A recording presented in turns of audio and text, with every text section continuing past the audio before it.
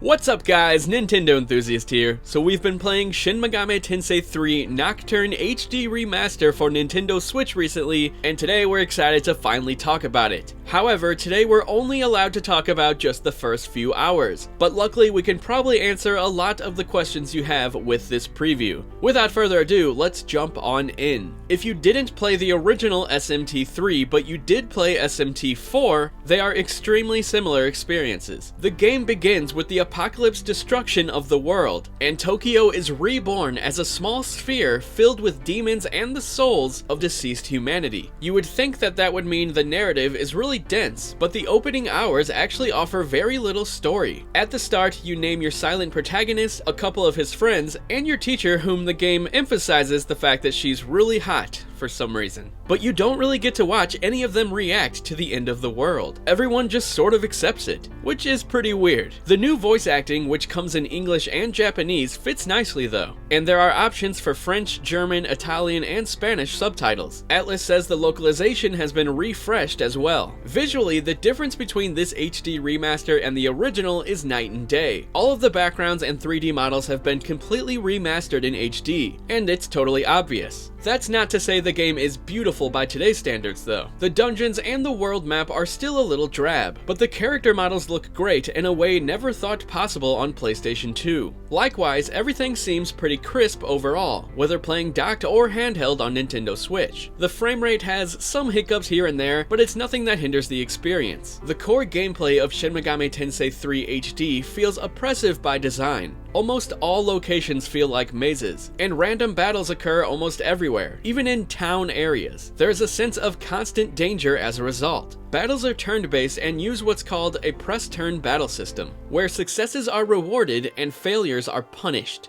Landing critical hits or exploiting weaknesses gives you or the enemy extra turns, while missing an attack or using an attack the enemy is strong against will take your turns away. Although this mechanic was used well immediately in Shin Megami Tensei 4, I was actually able to just spam physical attacks to get through the opening hours of Shin Megami Tensei 3 HD. However, the opening hours of this game are surprisingly lenient in general. Shin Megami Tensei 4 had enemies that would kill you in the first room of the game. By comparison, Nocturne starts you out with enemies who don't hit nearly as hard, and trying to run away doesn't feel as risky. I even double checked a few times that I wasn't accidentally playing the game on its merciful mode. Speaking of merciful mode, it's an easy mode made available through free DLC. It drops the encounter rate significantly, makes enemies way weaker and you way stronger, and rewards a ton more experience and money. And then there's also hard mode where enemies hit harder, which is only recommended for series veterans and lunatics. Regardless, you can change to set the difficulty whenever you want without penalty, which is an excellent touch. There's also a new suspend option, which lets you make a temporary save in the game wherever you are so you can pick up the game again later. Otherwise, you can only save your game at designated terminals. Throughout Shin Megami Tensei 3 HD, you have the ability to recruit demons as your team by talking to them during battle and persuading them to join you, usually by giving gifts of money or items. There are things you can do to tip the negotiations in your favor, but the results feel a little fickle. You can also fuse demons together into more powerful demons that inherent skills of their old forms. Skill management is critical, and the game gives you really powerful buff and debuff skills shockingly early, as if to warn you you won't get far without them. The protagonist is unique in that all of his skills come from equipping Magatama, parasite creatures that give you stat boosts and new elemental strengths and weaknesses. Magatama can teach you specific new skills when you level up. However, there are no weapons or armor to equip.